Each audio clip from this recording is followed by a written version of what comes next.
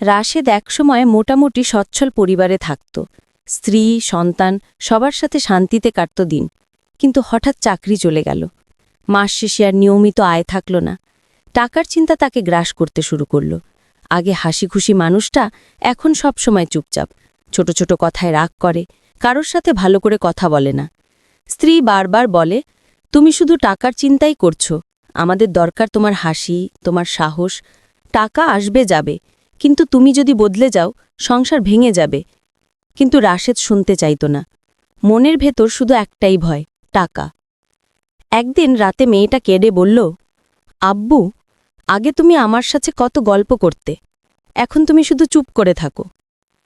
এই কথাগুলো রাশেদের হৃদয়ে যেন ছুরির মতো বিঁধল। সে বুঝল, আসল ক্ষতি টাকা নয়, আসল ক্ষতি হচ্ছে নিজের পরিবর্তন।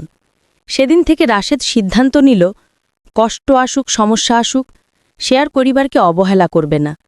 কারণ টাকা দিয়ে সবকিছু পাওয়া যায় না, কিন্তু পরিবারের ভালোবাসা, এটাই মানুষের সবচেয়ে বড় শক্তি। পরে তারা হাসিখুশি সময় পার করতে থাকল।